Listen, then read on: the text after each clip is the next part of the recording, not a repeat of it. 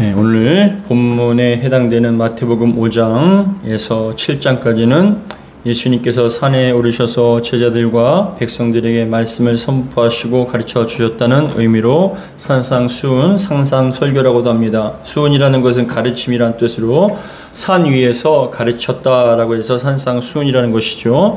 마치 구약의 모세가 시온산에 올라가 하나님의 십계명과 율법을 받아 내려와 백성들을 가르친 것 같이 그런 모습이 오늘 본문에 연상되기도 합니다. 마태복음 5장 1절에서 2절에 보시면은 예수께서 무리를 보시고 산에 올라가 앉으시니 제자들이 나온지라 입을 열어 가르쳐 이르시되라는 이 말씀, 예수님의 이 모습이 마치 모세가 이스라엘 백성들에게 하나님의 말씀을 대언하는 것과 같은 그러한 모습이 연상되는 것입니다. 산상설교는 하나님의 백성의 특징과 그리고 율법에 대한 태도, 그리고 그들의 경건한 생활과 가치관 및 그들에 대한 심판을 말씀하시는데, 오늘 본문은 이 하나님의 백성의 특징에 대하여 말씀하고 계십니다. 산에 올라 제자들에게 백성들에게 가르치신 산상설교의 가장 처음 나는 것, 하나님 백성으로서의 특징을 말씀하시는데 그게 가장 먼저 나오는 게 팔복입니다. 팔복을 통하여서 하나님 백성의 받을 복이 어떤 것인가에 대해서 말씀하시는데 그 중에 가장 먼저 나오는 복이 오늘 본문에 나오는 복입니다. 마태복음 5장 3절에 보시면 다음과 같이 얘기합니다. 심령이 가난한 자는 복이 있나니 천국이 그들의 것이며 라고 얘기를 하면서 말씀을 하시면서 심령이 가난한 자가 복이 있다라고 말씀하십니다. 이 심령이 가난한 자가 복이 있다는 말씀이 처음에 나오는 것은 아주 중요한 의미가 담겨 있어요. 그 이유는 뒤에 나오는 모든 복의 열쇠가 되기 때문에 그래요. 이 심령이 가난한 자는 복이 있다는 이 말씀 자체가 뒤에 나오는 7가지의 복에 여는 열쇠와 같은 역할을 합니다. 팔복에는 뚜렷한 순서가 있습니다. 예수님은 팔복의 순서를 아무렇게나 정해놓고 그냥 말씀하신 것이 아니라 각각의 이유와 목적이 있으셔서 이렇게 말씀을 하신 겁니다. 영적인 논리가 담겨 있습니다. 그 중에 심령이 가난한 자는 가장 먼저 말씀하신 이유는 심령이 가난하지 않고는 천국에 들어갈 수 없기 때문에 그런 것이에요. 심령이 가난하지 않고는 천국에 들어갈 수 없다. 천국에는 심령이 가난하지 않은 사람이 한 사람도 없습니다. 심령이 가난하다는 것은 그리스도인과 천국 시민의 가장 중요하고 기본적인 특징이 바로 심령이 가난하다라는 것입니다. 그렇다면 여러분, 팔복의 가장 핵심이 되는 첫 단초와 같은 역할을 하는 심령이 가난하다라는 것이 과연 무엇을 의미할까요? 예수님께서는 왜 심령이 가난한 자는 복이 있다라고 말씀하셨을까요? 그 이유는 다음과 같습니다.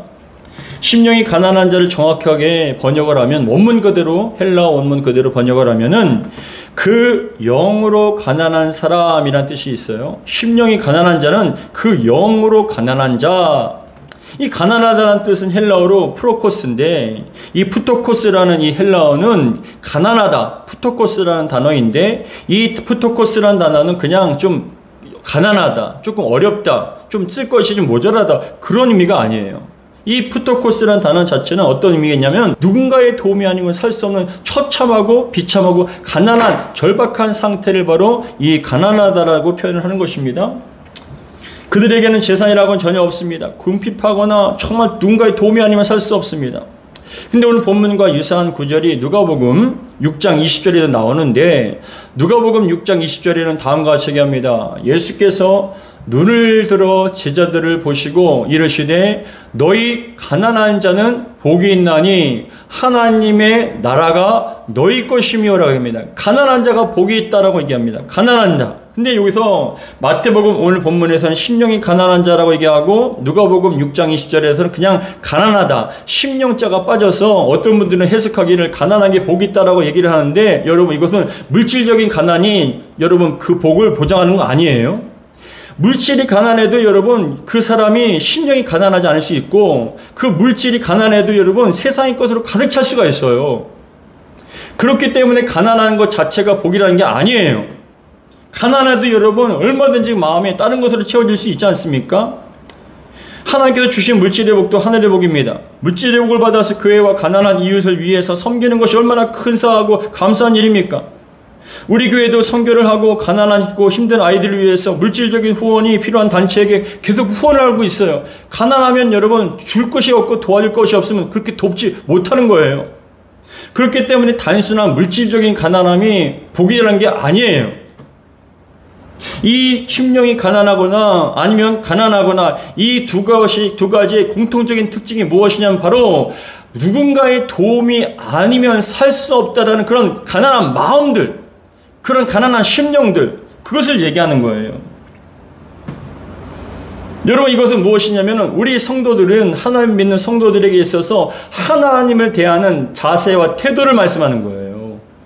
세상을 살아가면서 우리가 하나님이 아니면 살 수 없다라는 그런 간절한 심령이 있지 않습니까? 세상이 부여한 것이 아니라 정말 하나님께 부여하고 싶은 그런 간절한 마음들. 하나님이 아니면 저희는 살 수 없습니다. 하나님이 도우시면 저희는 살 수 없습니다. 은혜 받아야 삽니다. 하나님이 도우시면 아니면 우린 가정을 살 수 없습니다. 우리 교회는 살 수 없습니다. 이 세상은 살 수 없습니다라는 그런 간절한 마음으로 하나님을 찾고 구하는 그 태도를 말씀하는 거예요. 이 푸토코스라는 단어, 가난하다는 단어가 절대적인 빈곤이라고 말씀드렸지 않습니까? 누군가의 도움, 누군가의 손길이 하면 살 수 없는 그런 가난한 빈곤한 상태를 말씀하는데, 심령이 가난하다는 건 무엇이냐? 내가 완전히 비워지고 하나님 것으로 채워져야 된다는 거예요. 그렇기 때문에 여러분에게 굉장히 팔복 중에 가장 중요한 건 무엇이냐? 내가 비워져야, 내 안의 것이 비워지고 세상의 것이 비워져야 여러분 하늘의 것으로 채워지지 않습니까? 그래서 중요한 거예요. 여러분, 심령이 가난하다는 건 무엇이냐? 부족함을 아는 것이 복된 거 아닙니까? 하나님의 도우심이 아니면 살 수 없는 그것을 깨닫는 것이 복인 거예요. 하나님 없어도 얼마든지 살 수 있다는 것은 여러분, 그게 복된 게 아니고 저주예요. 자신이 부족함과 연약함, 죄인됨과 한계를 깨닫고 여러분 정말 심령이 가난해서 하나님의 은혜가 아니면 살 수 없습니다. 하나님의 도우심과 함께 하시면 저는 정말 아무것도 할 수 없는 연약한 존재입니다라는 걸 깨닫는 것이 여러분 복된 것이라고요. 심령이나 가난한 자는 모두가 하나님의 도우심을 구하고 정말 도우심이 아니면 살 수 없는 그러한 상태, 그러한 태도, 그런 마음가짐이 바로 심령이 가난하다는 것이죠. 결국 심령이 가난하다는 것은 자신의 부족함과 연약함, 죄인됨을 알고 하나님의 긍휼과 자비와 은혜를 절실하게 간절하게 사모하는 상태가 바로 심령이 가난하다는 것이죠. 예전에 제가 청년 때에 신앙생활하면서 처음으로 3일 금식을 한 적이 있습니다. 그때 제 기억으로는 교회와 또 제 개인적으로 정말 금식하며 기도해야 할 필요성을 느껴서 처음으로 금식할 때가 있었어요. 예, 여러분 참 신기한 것이 평상시에는 바빠서 끼니를 거르는 때가 많아요. 밥 먹는 걸 저는 그렇게 좋아하지 않았기 때문에 뭘 그렇게 즐기는 편도 아니었기 때문에 몇 개 굶는 거 그건 아무것도 아니었어요. 그래서 3일 금식이라는 것이 여러분 별로 저에겐 부담으로 다가오지 않았습니다. 그래서 3일 금식을 여러분 작정하고 금식을 했어요. 근데 금식을 막상 들어가니까 이게 단순히 굶는 게 아니더라고요. 단순히 그냥 굶는 게 아니라 영적으로 정말 하나님 붙잡아 주셔야만 감당할 수 있는 영적인 일이더라고요. 3일 정도 금식하는 것은 아무것도 아니라고 생각했던 제가 착각이었어요. 하나님께 붙잡아 주시면 안 되었던 거더라고요. 기도할 때나 또한 성경을 읽을 때나 간절히 간구할 때나 그 어떤 때도 여러분 하나님 붙잡아 주시지 않으면 먹을 것밖에 생각이 안 나요. 기도 제목이 생각나는 게 아니라 하나님께 구하는 것이 아니라 너무나 배고픈 거예요. 집에서 무엇을 하면 그 냄새가 코끝을 떠나지 않았어요. 심지어는 무슨 재료로 지금 음식하고 있구나, 뭐 때문에 하고 있구나, 굉장히 그냥 화가 나고 짜증이 납니다. 배고프니까, 먹지 못하니까. 이게 저만 두고 그냥 누가 시키지도 않는데 제가 금식했는데 이게 왜 가족끼리 밥 먹는 걸 보고 너무나 화가 나기도 하고 짜증이 나기도 하고 공복에 물만 마시니까 맨 처음에 물로 채워지던 것들이 나중에 물도 질리더라고요. 너무나 힘들었습니다. 그래서 부끄러운 일이지만 기도하고 성경을 읽어도 3일 내내 먹고 싶은 것밖에 생각이 안 났어요. 그때는 어떤 간절한 기도 제목과 소원보다는 정말 먹는 것밖에 생각이 안 났어요. 어떤 생각이, 심지어는 어떤 생각이 났냐면은 2일부터 지나면서 어떤 생각이 되냐, 3일 금식 끝나는 12시가 지나면 내가 뭘 먹어야지, 이거 먹고 싶다, 먹는 것밖에 생각이 안 났어요. 그래서 3일째 되는 날에 어디서 들었는지 3일 금식 후에는 뭐 바로 밥을 먹으면 안 된다는 걸 어디서 들었는지 들어서 오뚜기 크림 스프를 사다가 막 그때부터 10시부터 끓이는 거예요. 12시가 되기를 간절히 바라면서 그것만 끓이고 있어요. 기도 제목은 어디 갔는지 모르겠어요. 근데 12시 반, 11시 반 되니까 여러분 아직도 30분이 남았어요. 이거 크림 먹은 다음에 밥 먹고 또 빵 먹고 뭐 먹고 준비할 걸 다 준비하는데 시간이 그렇게 안 가는 거예요. 막상 12시가 넘자마자 여러분 하나님 감사합니다라고 기도한 다음에 바로 스프 먹고 밥 먹고 빵 먹고 여러분 정말 배불리 먹었던 게 기억이 납니다. 근데 여러분 지금도 생각해보면 그때만큼 스프와 밥이 맛있었던 게 없던 것 같아요. 그때만큼 크림 스프가 정말 너무나 맛있었던 적이 없던 것 같아요. 왜 그런지 아십니까? 굶주리고 갈급했기 때문에 그래요. 굶주리고 갈급했기 때문에 그래요. 심령이 가난한 것이야말로 얼마나 큰 복인지 모릅니다. 성경에 나오는 다윗은 일평생 심령이 가난한 사람이었어요. 15살이라는 어린 나이에 그 어마어마한 골리앗을 쓰러뜨려서 한순간에 이스라엘의 가장 주목받는 사람이 되었고 사울왕 곁에서 하프를 켜고 사울왕에 있던 악신이 떠나게 만들었습니다. 사울왕의 무기를 들고 무기 든자로서 왕의 최측근이 되었습니다. 나이를 먹어서 이스라엘의 군대 장관이 되어서 가는 곳곳마다 승리하였습니다. 어린 목동 때부터 하나님을 바라고 구했던 다윗이지만 시간이 흘러 20살이 되었을 때 그 왕의 딸 위갈과 결혼하게 되었습니다. 왕의 사위로서 여러분 얼마만큼 승승장구를 했는지 몰라요. 그런데 그 사울 왕의 시기와 질투로 인해서 한순간에 왕의 시혜자가 되어버리고 나라를 여러분 무너뜨리는 대역 죄인이 되어버렸습니다. 그때부터 다윗의 인생은 죽음과 같은 암흑기였습니다. 이스라엘이라는 좁은 나라에 무려 10년 동안 돌아다닌 거예요. 왕의 시혜자로서 여러분 도망다니고 합니다. 이스라엘 전역에 도망다니면서 다윗은 얼마만큼 마음이 졸이고 무서웠을까요? 얼마만큼 두려웠을까요? 누군가가 다윗을 쳐다보면 혹시라도 사울 왕에게 얘기하지 않을까? 알리지 않을까? 두려움의 여러분 연속이었습니다. 아침에 눈을 떠서 하루를 시작할 때 누군가 자신에게 어떻게 갑자기 올릴 것 같은 그런 두려움이 있었어요. 밤에 잠자리에 들 때도 혹시 사울왕과 군사들이 매복하여 한밤중에 자신을 죽일 것이 아닌가라는 그런 두려움이 있었습니다. 가족을 해칠 것들, 사람들을 해치지 않을까라는 그런 두려움이 연속이었습니다. 우울감과 스트레스와 불면증, 그 모든 것들이 다윗을 괴롭혔습니다. 하루하루 도망자의 신세로서 내일을 보장하지 못하는 떠돌이로서 삶이 얼마나 고되고 힘들었을까요? 이러한 다윗에게 유일한 생명줄은 하나님이셨어요. 유일한 생명줄은 하나님이었어요. 어느 누구도 의지하지 못해요. 어느 누구도 의지할 수 없어요. 왜냐하면 그것을 보장하지 못한다는 걸 다윗 스스로는 너무나 잘 알기 때문에 그래요. 그래서 다윗은요 얼마만큼 하나님을 간절히 붙잡고 의지하고 정말 자신의 삶을 지키고 보호해줄 것을 간절히 간구했는지 모릅니다. 심령이 가난한 거죠. 하나님 아니면 정말 안 됩니다, 주님. 그래서 시편을 보시면 다윗의 시가 참 많거든요. 근데 그 시편 가운데 다윗의 그 현재의 상태와 어려움들을 곳곳에 고백하는 것이 참 많이 나타나 있습니다. 시편 13편 1절과 2절에도 다음과 같이 얘기합니다. 여호와여 어느 때까지니까 나를 영원히 잊으시니까 주의 얼굴을 나에게서 어느 때까지 숨기시겠나이까. 나의 영혼이 번민하고 종일토록 마음에 근심하기를 어느 때까지 하오며 내 원수가 나를 치며 자랑하기를 어느 때까지 하리까. 주님 어느 때까지 하겠습니까? 어느 때까지 해야 됩니까? 자신의 그 마음을 여러분 공고한 마음을 하나님께 아뢰는 거예요. 시편 40편 17절에도 다음과 같이 얘기합니다. 나는 가난하고 궁핍하오나 주께서는 나를 생각하시오니 주는 나의 도움이시오 나를 건지시는 이시라 나의 하나님이여 지체야 하지 마소서. 나는 가난하고 궁핍합니다. 하나님 정말 저는 하나님 은혜가 아니면 안 됩니다. 하나님 도우심이 아니면 살 수 없습니다. 제발 저를 지켜주시고 보호해달라고 간절한 마음으로 하나님 붙잡는 거예요. 다윗의 인생 가운데 한순간도 하나님 붙잡이 없이는 살 수 없는 인생이 시간이 한 번도 없었습니다. 이 시편 9절 9절마다 다윗의 고뇌와 번민과 두려움이 얼마만큼 잘 나타나 있습니까?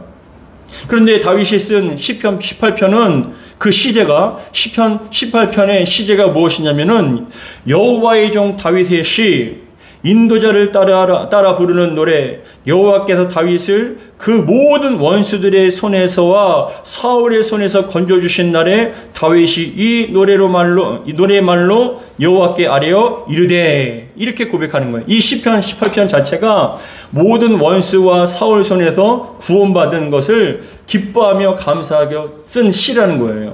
근데 다음과 같습니다. 시편 18편 5절과 6절 48절에는 다음과 같이 얘기합니다. 수월의 줄이 나를 두르고 사망의 올무가 내게 이르렀도다. 내가 환난 중에서 여호와께 아뢰며 나의 하나님께 부르짖었더니 그가 그의 성전에서 내 소리를 들으시며 그의 앞에서 나의 부르짖음이 그의 귀에 들렸도다. 주께서 나를 내 원수들에게서 구주하시나니 주께서 나를 대적하는 자들이 위에 나를 높이 드시고 나를 포악한 자에게서 건지시나이다 라고 고백합니다. 여러분, 다윗의 일평생은 심령이 가난한 자였습니다. 하나님 아니면 살 수 없고 하나님의 도우심과 인도하심이 아니면 한순간도 견딜 수 없는 그러한 간절한 마음으로 항상 하나님을 찾고 구하였던 것입니다. 이게 바로 심령이 가난한 거예요. 하나님 없어도 돼. 하나님 필요 없어. 하나님께서 함께 하셔도 뭐 난 그렇게 인생이 달라질 게 아니야. 그 사람들은요, 너무나 심령이 가난한 게 아니라 반대말로 심령이 부유한 거예요. 하나님 필요 없습니다. 그래서 하나님께서는 이 간절히 사모하는 다윗에게 여러분 찾고 구하는 다윗을 바라볼 때 하나님께서는 이 다윗을 너무나 사랑하셨다는 거예요. 너무나 사랑하셨어요. 가장 다윗을 바라보며 기쁘셨어요. 그래서 뭐라고 얘기하느냐 하면은 다윗을 향하여서 유일하게 얘기합니다. 내 마음에 합한 자라고 얘기합니다. 내 마음에 합한 자. 이 다윗이 너무나 하나님 마음에 합한 자예요. 사도행전 13장 22절에 다음과 같이 합니다. 폐하시고 다윗을 왕으로 세우시고 증언하여 이르시되 내가 이새의 아들 다윗을 만나니 내 마음에 맞는 사람이라 내 뜻을 다 이루리라 하시더니라고 합니다. 그 다윗의 마음이 너무나 하나님 보시기에 합한 것이고 그 마음속에 하나님을 자꾸 간구하는 마음속에 하나님의 뜻을 여러분 집어넣어서 그 다윗을 통하여서 하나님의 뜻을 이루신다는 것입니다. 형도 여러분 어떻습니까? 여러분들 어떻습니까? 하나님 없이도 살 수 있습니까? 하나님 도우심이 아니면 정말 살 수 없습니까? 어떤 마음이십니까? 하나님 없으면 살 수 없다는 그런 간절한 마음으로 주님 앞에 나오시기 바랍니다. 그러면 주님께서는 그 영혼을 바라보시고 기뻐하시며 합당한 은혜를 베풀어 주실 줄 믿습니다. 심령이 가난한 자란 자신의 부족함과 연약함, 죄인됨을 알고 하나님을 간절하게 구하는 사람이 바로 심령이 가난한 사람입니다. 이런 사람이야말로 복받은 사람 아닙니까? 말씀의 은혜를 사모하고 찬양과 기도 속에 하나님의 임재와 그리고 사랑을 갈망하며 영혼의 만족함을 누리기 위하여 간절히 바라는 사람이야말로 세상에서 가장 행복한 사람이고 그 사람에게는 하나님께서 은혜를 베풀어 주실 줄 믿습니다.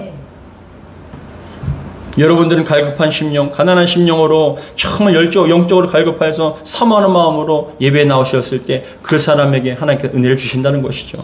그렇다면 여러분, 심령이 가난한 자에게 주시는 복은 무엇일까요? 예수님께서는 심령이 가난한 자에게 복이 있다고 말씀하시는데 어떤 복을 주실까요? 여러분 3절에 나와 있습니다. 5장 3절 같이 읽겠습니다. 시작. 심령이 가난한 자는 복이 있나니 천국이 그들의 것이며 라고 합니다. 심령이 가난한 자는 복이 있나니 천국이 그들의 것이며 복이란 단어, 이 단어는 사전적인 의미로는 편안하고 만족한 상태와 그에 따른 기쁨이라고 얘기합니다. 복이란 단어 자체가. 그러니까 심령이 가난한 자는 복이 있다라고 얘기하는데 이 편안하고 만족한 상태, 그에 따른 기쁨이라고 표현합니다. 근데 영어로는 bless. 복이라는 단어 자체가 bless. 여러분 미국뿐만이 아니라 영어권에 사시는 분들이 다른 사람을 축복할 때 뭐라고 얘기합니까? God bless you. God bless you. 당신에게 하나님의 축복이 있기를 바랍니다. God bless you. 그런데 이 bless라는 어원은 피를 의미하는 blood라는 그 단어에서 온 거예요. blood. 이게 여러분 굉장히 중요한 거죠. 성경에는 제사장이 제물을 잡아 그 피를 뿌림으로 죄사함받아 깨끗하게 되어 하나님 앞에 온전하게 된 것이 여러분 그게 축복이라는 거예요. blood. 피를 의미합니다. 피로 말미암아 우리의 모든 죄가 깨끗하게 사함받아서 하나님과의 관계가 회복되었을 때 그게 복이라는 것이죠. bless. 히브리서 9장 22절에는 다음과 같이 얘기합니다. 율법을 따라 거의 모든 물건이 피로써 정결하게 되나니 피 흘림이 없은즉 사함이 없느니라. 그 피로 말미암아 모든 것이 정결하게 되는데 여러분 그 피의 절정이 무엇입니까? 예수 그리스도의 십자가의 보혈입니다. 그 보혈로 말미암아 우리는 죄사함 받은 거예요. 그로 말미암아 우리는 복 받은 자라는 것이죠.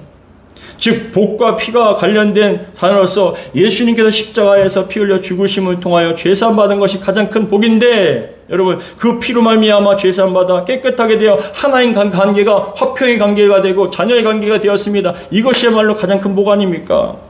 하나님과의 관계가 회복되면 복이 임하게 됩니다. 영적인 복이 임하게 되면 육신적인 복도 임하게 됩니다. 하나님과의 관계가 풀어지면 여러분 육신의 것도 풀어지게 되어 있습니다. 복은 주로 하나님의 은혜와 선물로 일컫습니다. 즉 복의 근원은 하나님이시며 가장 큰 복은 하나님 그 자체예요. 하나님을 아는 게 복이고 하나님 안에 거하는 게 복이에요. 시편 16편 2절에 다음과 같이 얘기합니다. 내가 여호와께 아뢰되 주는 나의 주님이시오니 주밖에는 나의 복이 없나이다 하였나이다. 주님밖에는 나의 복이 없습니다. 주님이 나의 가장 큰 복입니다. 오늘 본문에서 예수님께서 복이 있나니라고 얘기합니다. 심령이 가난한 자는 복이 있나니, 이 복이 있나니라는 말씀하는데 이 말씀은 영어로 blessed예요. blessed라는 단어 가운데 ed가 붙어서 blessed라는 겁니다. 이게 뭐냐면은 축복받은 상태라는 거예요. 형용사로 축복받은 상태다. blessed. 복이 있다는 이 자체가, 단어 자체가 넌 지금 축복받은 상태라는 거예요. 뭐냐? 심령이 가난한 자체가 축복받은 상태라는 거예요. 왜요? 심령이 가난하지 않은 사람들은 주님의 은혜를 간구하지 않지 않습니까? 간절히 사모하지 않아요. 그러나 그 마음이 비워져서 하나님 아니면 살 수 없습니다라고 그렇게 간절한 마음으로 구하는 것 자체가 축복받은 상태라는 것이죠. 놀라운 비밀 아닙니까? 하나님을 찾고 구하며 하나님 앞에 간절히 사모하는 그 자체가 축복된 상태예요. 축복받은 그런 상황이라는 것이죠. 여러분, 심령이 가난한 자는 축복받은 상태라는 것입니다. 왜냐하면 천국이 그들의 것이기 때문에 그래요. 심령이 가난한 자에게 천국이 임하게 됩니다. 천국을 경험할 수 있어요. 천국은 헬라어로 바실레아입니다. 우리 잘 알죠. 하나님의 나라, 하나님께 다스리는 나라로서 통치의 영역을 얘기합니다. 모든 영역들. 누가복음 17장 21절에 얘기합니다. 또 여기 있다 저기 있다 하고도 못하리니 하나님 나라는 너희 안에 있느니라. 우리 안에 하나님이 계신 것 자체가, 예수가 계신 것 자체가 천국이라는 거예요.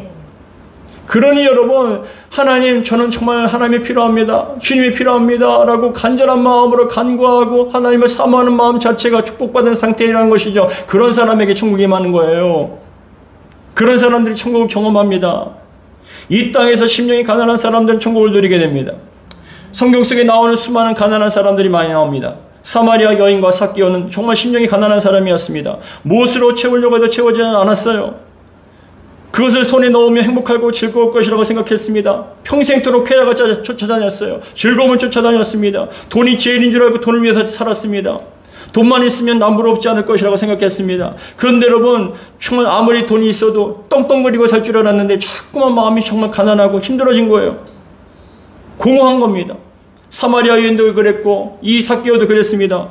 그런데 여러분, 그렇게 가난한 심령 가운데 왜 이렇게 채워지지 않을까? 왜 이렇게 자꾸 공고할까? 왜 이렇게 정말 삶 속에 너무나 힘들까? 왜 이렇게 정말 어려울까라고 그렇게 생각한 가운데 주님 만나고 나니 여러분, 그 공고함에 이유를 안게 된 거예요. 그래서 간절한 마음을 기도합니다.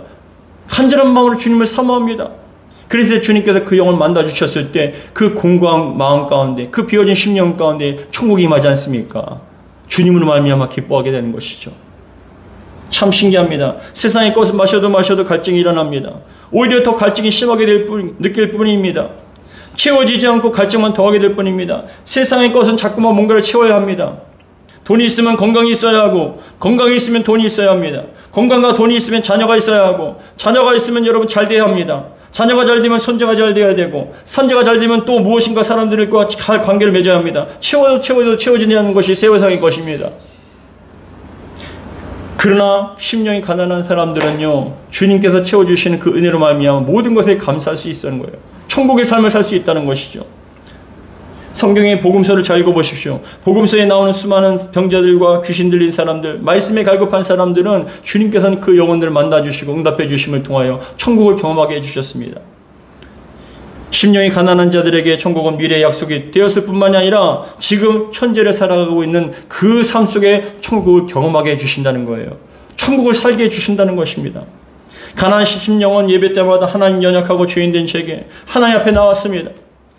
저 은혜 받으러 왔습니다. 하나님 만나기 위해 왔습니다. 은혜 받지 못하면 전 살 수 없습니다. 제발 제게 은혜를 베풀어 달라는 갈급한 심령으로 예배하니 여러분, 하나님께서 그 영혼 외면하시겠습니까? 반드시 만나주신다는 것이죠. 우리는 은혜 받아야 살지 않습니까? 하나님 만나야 살 수 있습니다. 지금 이 시대가 너무나 악하고 음란하여서 하나님 은혜 받지 않다면 정말 신앙과 믿음을 온전히 지킬 수 없는 그런 지옥과 같은 시대에 살고 있지 않습니까? 그러나 우리 안에 그 심령이 가난한 심령 가운데 정말 주님께서 은혜를 베풀어 주셔서 천국을 살게 해주시는 것이말로 가장 큰 복인 줄 믿습니다. 예전에 90년대에 중국에 사는 동포들에게 많은 선교사님들이 갔습니다. 선교사님들이 중국 연변에 그 연변이 비전이라고 할 정도였습니다. 마치 초대교회 같다고 얘기했습니다. 몇 시간 전부터 기도하고 찬양하며 예배를 정말 말씀을 사모하는 그 심령 가운데 어떤 분은 몇십 킬로나 걸어와서 예배를 드리기 위해서 걸어왔다고 하십니다. 얼마나 갈급한 심령으로 나왔을까요? 그렇게 몇 시간 전부터 간절한 마음으로 나왔을 때 여러분 정말 강단에서 선포되는 말씀이 나에게 주신 정말 은혜의 말씀이고 생명의 말씀으로 정말 느껴지었습니다. 아멘으로 화답하였습니다. 변화가 되었습니다. 병이 고침받았습니다. 삶이 변화가 되었습니다. 그게 바로 여러분 심령이 가난한 자의 복이에요. 얼마만큼 행복합니까? 주님으로 말미암아 기뻐하고 삶이 변화가 되고 회복이 됩니다. 치유가 됩니다. 그러나 모든 것이 부족함이 없는 지금의 시대 속에서는 여러분 비전이라고 생각하지 않고 얘기하지도 못합니다. 갈 때마다 그냥 돈만 얘기합니다. 드리는 등 마는 등 예배를 드리는 등 마는 등 돈만 요구합니다. 그 속에 무슨 은혜가 있겠습니까? 무엇이 있겠습니까? 지금도 필리핀 선교나 태국 선교나 많은 곳에 선교를 다닙니다. 근데 여러분 잘 봐보세요. 부유한 곳에 가지 않아요. 가난한 곳에 가요. 왜요? 그만큼 간절하기 때문에 그래요. 간절하니 은혜 받지 않습니까? 간절하니 변화되지 않습니까? 부유하면 오히려 그게 저주라는 것이죠. 가난한 심령으로 하나님 앞에 간절히 찾고 구하는 심령에 은혜를 주십니다. 똑같은 시간에 똑같은 장소에서 예배드리는데 어떤 분은 은혜를 받아서 변화되고 눈물 흘리며 기뻐하는데 어떤 분은 여러분 하나도 은혜 받지 못하는 거 왜 그렇습니까? 심령이 달랐기 때문에 그래요. 여러분 하나님 나라도 부익부 빈익빈이에요. 부익부 빈익빈이에요. 받는 자는 더 받게 되어 풍성하게 되고요. 없는 자는 그 있는 것까지도 빼앗겨서 더 가난하게 됩니다. 마태복음 13장 12절에 얘기합니다. 무릇 있는 자는 받아 넉넉하게 되되 없는 자는 그 있는 것도 빼앗기리라. 천국의 원리가 좀 냉랭한 데가 있습니다. 부익부 빈익빈이에요. 난 다 알아. 설교가 뭐 그렇지. 뭐 그렇고 그렇지. 딱 앉아서 여러분 한번 보자. 얼마나 잘하나. 설교를 여러분 평가합니다. 뭐가 잘못됐어, 뭐가 잘못됐어 판단합니다. 그런 사람은 절대로 은혜 받지 못해요. 갈급한 심령이 은혜 받는다고요. 은혜를 사모하는 영혼이 은혜를 받아요. 나는 은혜가 더 필요합니다. 세상의 것을 먹으면 먹을수록 마시면 마실수록 갈증만 납니다. 주님 이 시간 저를 정말 은혜를 베풀어 주옵소서. 생수를 주옵소서. 저를 만나 주시옵소서. 은혜가 필요합니다라고 간절한 마음으로 심령이 가난한 마음으로 주님을 찾고 구할 때 주님께서는 그 마음에 주시고 또 주시고 또 주십니다. 이게 바로 여러분 천국의 법칙이에요. 그러므로 교회 안에서 보면 은혜를 받고 믿음이 좋아진 사람은 계속 좋아지고요. 좀 좋은 듯하지만 어떤 사람은 계속 뒷걸음치는 이유가 뭔지 아십니까? 심령이 가난하지 않아서 그래요. 기도하는 사람이 되시기 바랍니다. 예배 시간에 정성을 쏟으시고 하늘로부터 은혜를 때려주는 그 은혜를 간절히 사모함으로 주님 앞에 나올 때 주님께서는 반드시 그 영혼에게 하늘의 것으로 채워주실 줄 믿습니다. 오늘 본문 5장 3절에 심령이 가난한 자는 복이 있나니 천국이 그들의 것이며 천국이 그들의 것이며 누구의 것입니까? 심령이 가난한 사람들. 심령이 가난한 게 무엇이라고 얘기했습니까? 가난하다는 것은 누구의 도움이 아닌 건 살 수 없는 절대적인 빈곤한 상태. 하나님 정말 빈곤한 상태입니다. 정말 가난한 상태입니다. 하나님의 도우심이 아니면 저희는 살 수 없는 정말 절박한 사람입니다. 하나님 제발 은혜를 베풀어 주옵소서. 응답해 주시옵소서. 세상이 주어서는 만족함을 제발 하나님 간절한 마음으로 간구하니 좀 주시옵소서라고 간구했을 때 주님께서는 그 비워진 심령 간절한 심령 가운데 하늘의 은혜를 베풀어 주사 그 영혼이 천국되게 변화시켜 주실 줄 믿습니다. 그런데 중요한 건 뭐라고 얘기합니까? 그러한 상태에 있는 것이 자체가 복이라는 것이죠. 그런 상태 자체가 복이에요. 여러분들이 복받은 상태로서 날마다 주님께서 부르시는 그날까지 심령이 가난한 모습으로 날마다 천국을 받아 누리는 저와 되기를 주의 이름으로 축복합니다. 기도하겠습니다. 아버지 하나님 감사드립니다. 우리가 신앙생활 하다 보니 하나님의 은혜 아니면 살 수 없음을 고백합니다. 하나님의 은혜가 있어야 살 수 있음을 고백합니다. 저희들이 심령이 날마다 가난하게 하시고 하나님의 은혜가 아니면 우리는 한 발짝도 살아갈 수 없고 나갈 수 없는 연약한 존재임을 고백하며 하나님의 은혜를 구합니다. 주여 정말 폭포수 같은 은혜가 우리의 심령 가운데 쏟아부지게 도와주옵소서. 우리는 비워지고 또 비워집니다. 세상의 것으로 채우지 않게 하시고 정말 하나님의 것으로 채우시게 하시며 은혜로서 채울 수 있는 저희가 될 수 있도록 도와주시옵소서. 우리 주 예수 그리스도로 기도하옵나이다. 아멘.